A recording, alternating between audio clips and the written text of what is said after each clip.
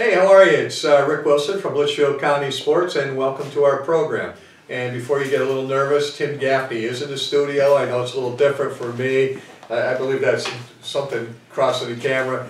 He was behind, he's doing a little camera work today, but welcome, and well, how are you, Mr. Gaffney? Good, good. We can multitask with the best of them, folks. You know what I mean? Pressing a little button, come on over and talk is not a bad thing. Well, so. hot air as well within our... There's no question. You know, sometimes folks wonder whether we could fill an hour of time. Hey, come on. We don't say hello in less than an hour. You know what I mean? That's true, too. As you always tell the story about when we first started and we wondered if we could fill a half an hour of radio time. Right. It flies. Yep. It flies. Wrote the entire time. Hey, we've got a special treat for the folks out there tonight. We've got the new general manager of the Torrington Titans, Mr. Chris Meislow, in studio with us here in Thomaston. Good afternoon, Chris. How are you? I'm doing great, Tim. Welcome to the studios. Yeah, it's great to be here. We're really excited as the weather gets warmer and baseball gets closer for us. That's Absolutely. for sure. June 4th. June 4th. Thursday night, 7 o'clock, Fusion Park. The run to 1,000. We're trying to get 1,000 fans in there. All right. Well, that's a nice So we're giving away tons of vouchers to businesses, to the community. We're participating in the Memorial Day Parade. We're going to be giving out a bunch of vouchers then. So we really want to try to get 1,000. I think it'd be a memorable night if we're able to do that. Excellent. Tell folks a little bit about your background and what brought you to Torrington. Yes, I am a former ESPN producer. Actually produced SportsCenter and did quite a bit in professional sports with remote production as well on both auto racing and college football. And so I've always been kind of active in the sports world, and then evolved into a management position with a large golf operation to handle some golf courses for them, which was interesting because it gave me some more on the business side of it, of working with staffing and hiring and whatnot. And then as I was doing that, I received a phone call from Arnold Palmer to come run a national foundation for him for prostate cancer. So I worked for Mr. Palmer for 2 years, and the answer to your question is he is every bit as good as you've seen. As the drink probably. No, that's not everybody that gets a call from Arnold Palmer. So, that's a first for us here today. That's pretty impressive. I will say it was very nice to. The king is the king, right? The king is the king, and as I said, having spent a little bit of time with him, not a ton of time, but a little bit of time with him, he is a tremendous guy. So I actually continued to evolve, and that kept me in professional sports a little bit. And then I'd always been a Titans fan, believe it or not. I live in Simsbury, and my son is an avid baseball player, and so we're kind of fans, believe it or not, even when we don't play. You'd think that we'd want to take a night off. We always wind up kind of coming out to Torrington, love the town, love the ballpark. It just has that nice, comfortable, cozy feel to it. So, and Kyle Decker, who you know pretty well from the team, is from Simsbury. I've known his dad forever, and I've known Kyle for a long time.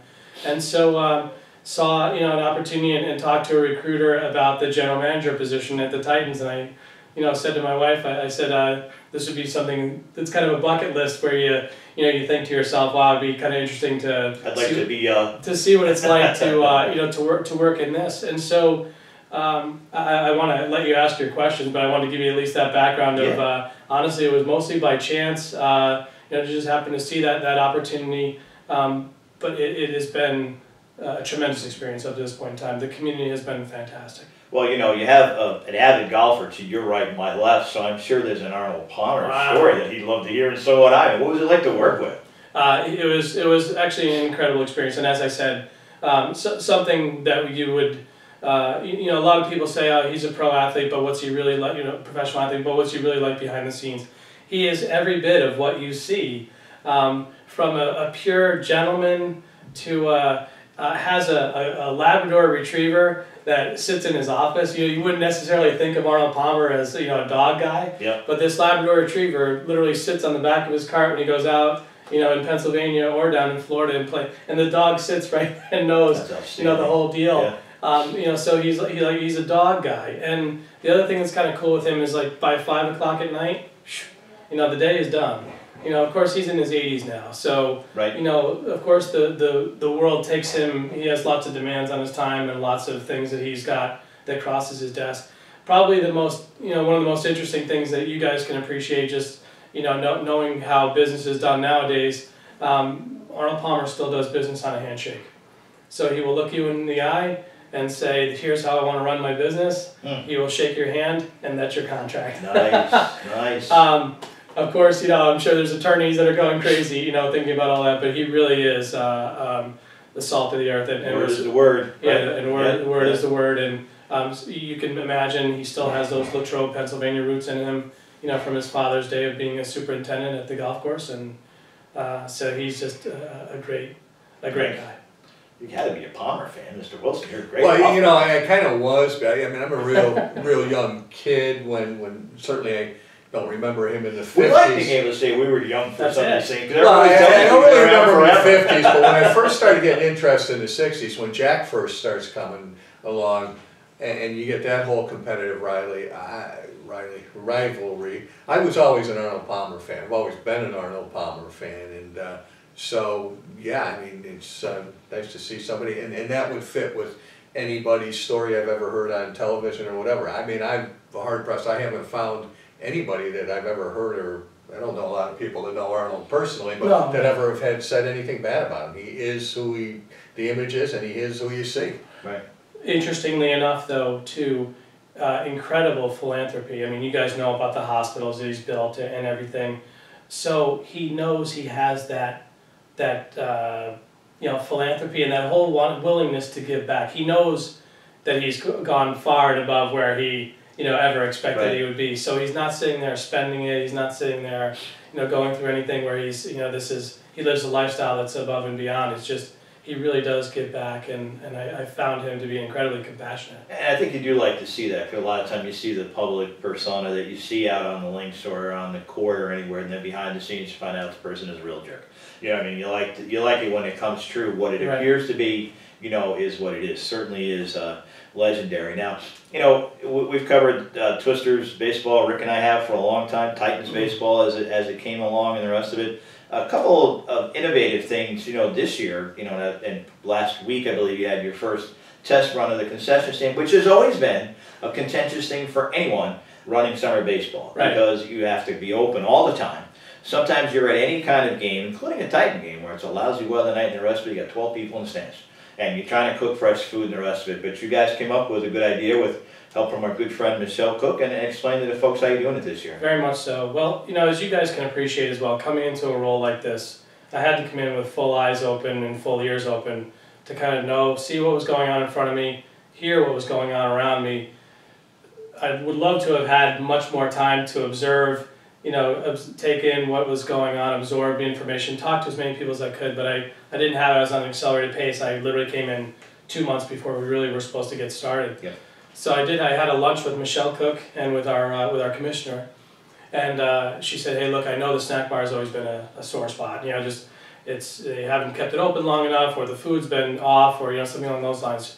She said, I have an idea for you to fix it. She said, go up to Oliver Wilcott Technical School and go talk to. They have a culinary program up there. She said, go talk to their head, you know, guy up there and see what he has to say. So I sat down with Eddie Dwyer, who's their new head chef up there, the director. And I said, here's what I'm looking to do. And he literally took it from right there. I mean, it was like a blessing from above. He said, let me pull some students. He said, I think I know 3 kids who would be perfect for this, who are responsible, who have the culinary background. And I'll tell you guys, I mean, they took it immediately from day one. Who are they? So I have Emma, I know their first names. I mean, Emma, John, and I'm sorry, the Jamie. I'm sorry, Emma, John, and Jamie. They're 3 local kids. 2 are from Torrington, and 1 is from I believe Harlington. And so they took it by the horns and literally came in. I handed them the key. They went in and they took everything apart. They cleaned everything top to bottom. They wanted to treat it like it was a 5-star restaurant. And you know what? Well, let's not worry about it. Well, so subsequently we also took the calendar, because as the Titans, part of our agreement with the city, which you know, again, we have a very, you know, favorable agreement with the city. We have are responsible for the concessions for everything, not just the Titans games, but for the P30, all the teams that play down there. The entire season is done schedule-wise. We have staff for every single game. We still have an agreement in place where if it's slow, you know, we can close, but I've already made arrangements to where we would make several announcements to say, hey, you know, just so you know, snack bar will be closing. So we have a 3-inning agreement, but we, like the other night, we stayed there for at least through 6 or 7 innings, you know, of the high school game, and it was still slow, but we want to slowly get people into the mindset to know that it's, you know, we have good chefs, there is good food down there provided by U.S. Foods, and I also did a deal locally with Berkshire Pizza to have Berkshire Pizza supplies with some of the best in Torrington. with supplies with pizza that we can resell down there as well. And the other night we sold 6 pizzas in one game. And I was down there 2 days ago, and I was sitting with the row that we like. We had Fritz Senior to my right. We had Mike McKenna. We had the mayors. We had Mr. Mayor. We had Jerry Carbone. I saw his name on a house today in the paper. Carbone. You know, I think I had to change my last name to Carbone. Right? Yeah, it just absolutely. Rule and Jen Fabiassi was sitting there with us, and the kids came around with little samplings of pizza.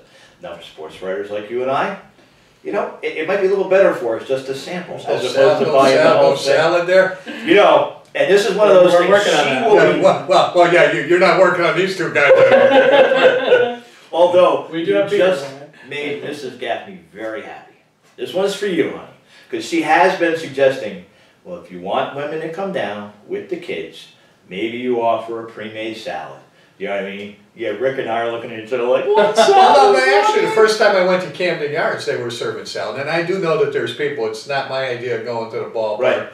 You know, but there's certainly a market. There's certainly a market for it. So see, when I told her she was crazy, I was crazy because they're thinking of it already. So it's good. But you know, the thing about the Wolcott Tech too, and I think it kind of brings in the importance and the value of that school community type thing. I think it's great for the Wolcott Tech kids. It's a great experience for them. It helps you guys out. We do probably a lower version of that here. When we were looking for a place to tape, this place was available. Sure. We have a couple of school kids, Rich Revere and Sammy Everett, who have done most of it for the last couple of months. They get a little school experience, and I think they're above this now. They don't we're down. But I think the whole cooperation is just one more tie into the community that will only help you and help them. And we already had, so that night, a couple of juniors from Wolcott Tech stopped by, and they were like, where do we sign up to do this next year? So we'd like to keep this pump primed. Keep this pump primed, keep our staff so that people know exactly what's going on, and we should be able to transition, you know, right into it. So I am doing, I don't want to create dated references here, but I mean, we are doing, you know, this Friday a high school game and then the alumni game this weekend. So we really want to go back. Brett Simmons with the town park and rec has been fantastic, you know, to work with for us. And you know, the one thing he asked me kind of even on a personal, like one-on-one basis, he said, please, I don't want to hear any complaints about the snack bar. Right. And so I said, I want to go 180 degrees the opposite direction. I want you to get compliments, you know, on the snack bar. So I took that to heart, and I thank Michelle for, you know, for fixing that for us or coming up with the solution. You know, and I think that you found a lot of good people in Torrington that want everything to work out, you know, well between, you know, all the leagues. I think the animosity is going away. You did some great stuff with some scheduling changes to make sure that the field was available for the teams that needed it. I mean, it's a nice jewel that we have there. Everybody wants to use it. The buildings are almost gone out of the field, Rick. Almost. They're being gutted and coming down quickly. I think that home run we saw a couple Saturdays ago took down half of one of the other buildings. Mr. Sabian gets over. Kobe's still going. Kobe Covington hit one that looked like Saturn V. But that's nice because that'll certainly add to the scenic view instead of the old. Just have nothing there. Because there's so many creative ideas on what to put back there. Let's paint it. Let's make it into a green monster. No, let's just knock it down. So we're getting rid of that. And then I guess I get to take credit for one of your other ideas, which I thought was a no-brainer. I had it right here, ready to go. It was in a bullpen warming up. Gonna let you cue it up though. So in one of our initial lunches, breakfast, whatever we wound up doing, which was my first week here. I said, okay, I'm taking my cap off and I'm giving you the, GM cap for a day. You've been here longer than I have. You know what's going on. What would you do? And the first suggestion that you had was, I think you should let kids in for free. And so I pondered that for a second, and then, you can imagine I had to go back to my ownership group, who I obviously am responsible to and report to. And, I said, what do you think? And the first reaction was, oh my gosh, you've got to be kidding me. How we would be losing ticket revenue. We would be, there are 3 or 4 obstacles, as to why it could happen. And I said, well, look, I took this job. You asked me to come in here and become part of the community and be part of and responsible for it. I'm giving you some eyes and ears and suggestions from that. And, you know, so I said, I stand pretty firm by what I believe. I said, I trust and respect the person who suggested it to me, which happened to be a Litchfield County Sports founder and owner. Yeah, but we know why. And we know why. Yeah. This has to become back to a family-oriented business and a family-oriented event. Right. Where kids come down. You were there on the other night. I mean, kids, we can't allow this to happen because it was a little too close to like the traffic areas, but kids were playing handball, you know, against there. There had to be, you know, 20 Little League kids playing handball against it. There was like that, it had that park feel to it again. Yeah. You know, there was a baseball game going on, but look, you know, again, upon a great suggestion by you also, let's face it, Hartford named themselves the Yard Goats because they had 30,000 kids submit bids or submit, you know, ballots for what they were going to be called. And the New Britain Rockettes, you know, let everybody in for a song essentially, and then, you know, you create a quality food product and you have options, you know, like you're suggesting. And so you know, I thought it was a great idea, and I said to the ownership, I said, I'll take this one on the chin if you think it's going to be wrong. And so miraculously we were able to get it passed. And I think what all of us know is when you have a 3-game homestand, if Dad's got to pay for the whole family to get in, you're going to 1 game.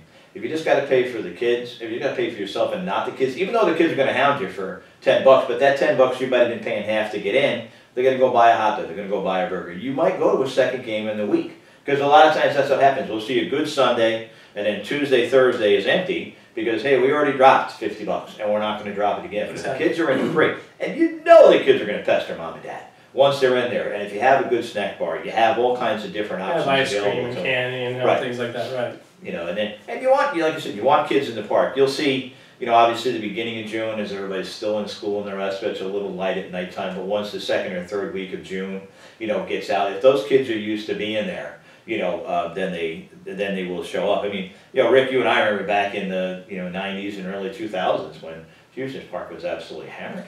And that's what I want to get back to. Well, in the Twisters' heyday, clearly it was a place to be, which I think is what you're talking about. Exactly. It was a destination. Let's go down to the ballpark. It was a place to be. And I think you would agree, it's lost some of that luster in recent years. There's been certain issues here. There's been a lot of turnover.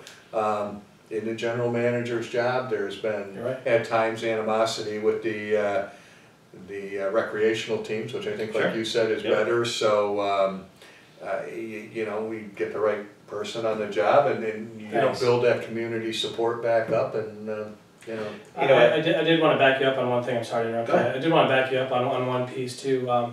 My first day in town, which was back in March, I think. So I pull in and I go down to the park. There's 3 feet of snow on Fields Park Field, by the way. And so I'm thinking to myself, what am I going to do? You know, I live in Simsbury, but I'm in my car. I didn't have any place to go. So, you know, as part of like that first step of building, you know, with the town, I actually called Mario Longabuco, and he represents the PAC group, which is right across the street from Fields Park, the old Litchfield Insurance Building. Yep. And I said, hey, I explained exactly who I am. I said, I'm the Torrington Titans, and I said, I just need an office. I would love to have a shingle, you know, to just say, you know, here's where I am, and they have been phenomenal as well. The PAC group gave me beautiful office space. Actually, if I look out my window, I can see the outfield lights. You know, that's what you want. At the park, and it's been great to host meetings, to have an address, you know, to have mail sent to where, you know, it's just, I know it sounds like little things, but it keeps me vested. It lets somebody know that I have a home, that it's not just, you know, I'm not transient, I'm just coming into town and out of town. I really, and I've built it. I have 4 people now in the office. And one of them is a former Torrington Raider legend, Molly Bartles. Is back in town, softball legend with Marianne Musselman and Molly Bartles, Randy Bartles. Yeah, you know, a very strong family in town. So it's good to see, you know, bringing a kid back with roots. You had a young person that's just showed up in Wisconsin. Yes, a guy from Wisconsin just showed up from Wisconsin. You know how often that happens? They just show up from Wisconsin. Cheeseheads all over, right? Go back. And also another guy who's driving all the way from Darien, Connecticut every day. Wow. And I will tell you guys, I sat them down and I said, this is a tremendous opportunity. I said, because we're all starting essentially from the same, from the same slate. Right. And it's funny, because we're taking the information that we receive from the community and from people, and we're just trying to make everything a little bit better. Whether it's, I'm going to have live national anthems for every game. It's one thing I told the staff. I said, I don't care if you guys have. Tim's going to do one. Did you know that, by the way? Good luck with that. Make sure it's a rain out. Tim does, he doesn't have any qualms about stepping into those home He said, as long as I get I haven't heard him sing, but being shy about taking chances like that, I can see him belting it out. I could do a mean New York on the streets of the city or something like that, but I'm not sure about I heard Tom Kalaki, I think, on the trumpet. That's what we need. I heard your version of Sweet Caroline is As a Met fan, we don't sing that. That's my wife's Caroline, and she thinks every time we go to Fenway that they're singing to her. See, that's 30-some odd thousand. 37,000 singing to me again. But I guess, just kind of back to the point though. So I started out well with a group that, received me well with the PAC group folks. They were very helpful. I received a lot of insight from Bill Zampiglione, and Mario, who were pretty well vested in the town too, have a lot of experience here. Knowing how I kind of had to lightly, kind of tread my way through here, was introduced to the mayor, who was great to me. I mean, we immediately kind of meshed. She listened to a lot of the ideas and philosophies that I had, and knew that I had to come back to this community and say, hey, we need to come back to you. This is not what we can, I want to leave here, with that message. This is not about what Torrington can do for the Titans. We're going 180 degrees the opposite direction. Right. In fact, I just talked to my manager this morning. I said, we want to identify opportunities in the community where I can have 30 ball players go out and help. I don't know if it's, Habitat for Humanity or, go to the seniors and sit with them for a while. We want to be part of the of the community, and even though these guys will be here for a 7, 8 week, 9 week period, I still want them to be something that people can be proud of and rebuild it back to the and your point was that too many years I would hear people tell me, well, if the city only supports us, we'll be okay. And it's nonsense, because since 1997, the city has always supported it. I agree. There's been, as Rick has said, too much turnover. There's been too much, sometimes, what can others do for us? And it's not that way. You are the biggest game in town in the summertime when it comes to college baseball. We've had the NECBO, we've had Team USA, you've had Team Canada. You've had some pretty illustrious teams come through here over the last couple of decades. So, and Torrington supports all of their teams very well, during the summer. So it really never was, well, if Torrington only wakes up, then this will work. It is, and I think moves like Wilkett Tech is smart. Pat Richardson, the manager of the Torrington baseball team, was very impressed that Saturday at the Thomason game. So he says, look, you got the Titans in the concession stand, you got the Little League up in the stands. The place was packed. Not packed, but it was for a middle of the afternoon Saturday game. Was pretty good crowd. You'll take that crowd for the first couple of weeks of the season, 100%. Especially with the kids in there, like you said, they're wandering around and the rest of it. And although you are right, with the knee getting better, I would take the home run challenge. I'm not gonna lie. I've already done that. I'm the only guy that says you heard it here first. I'm the only guy that says morning track power, and I'm proud of it. We got about 5 minutes left here on the fastest moving half hour. Folks think we can't fill an hour, and 25 minutes is gone already. So, Chris, we're just going to segment just for a second because we're pretty busy right now with a couple events in Torrington, Rick, and then we'll talk about what you got going over the next couple of days. On Friday night, St. Peter's and St. Francis will be holding a 3-point and a free throw shooting contest. Right. To support the school, because all schools need to do something to kind of help themselves out. Had breakfast with Father Jim Sullivan last week, a tremendous pastor who's doing a great job for the school. He's about 6'2", and he gets to practice. I think we got a ringer in the building. I'm not sure. Our good friend Tony Torino is going to go up and run Friday night with me from 6 to 8. So the free throws, fine, because you don't have to jump. 3-pointers, I'll just chuck them like I always would anyway, and we'll see what happens. But we'll have some fun with that. And then on Sunday, as Chris had mentioned, you have the Torrington alumni game. Sign up is at 1 o'clock. 2 o'clock is game time. I'll be the master of ceremonies down there. We'll have some great fun with all the people that we've known for years, and hopefully they get a good turnout for that. The weather holds out nicely for us, and as I said a couple of weeks ago, in actually ended up being the highest viewed article we ever had in our 6-year history, which was defending Torrington. Right. Which was celebrating the excellence of what Torrington was. It was kind enough through the school system that they sent it to every teacher and every school throughout the system for their reading. Because I got tired. Well, it's very easy to hop on the manure wagon wherever you really are. Is. So, yeah. You know, and sometimes you got to alter your thinking. So, right, and that's the same thing for this. I mean, you have guys like Pat Richards, and his wife is on the Board of Education. I got better faith already. We're in good shape, right? We're going to get things straightened out. We're going to get that netting on the side of the track. Never mind, I'm not going there. I don't have enough time. But there, anyway, at the track, a 14 track meet there yesterday. Brilliant. Yeah. I mean, brilliant. All I hear from these kids coming off the track and the rest of it is just how nice the facility it is. You have a place for a track and field.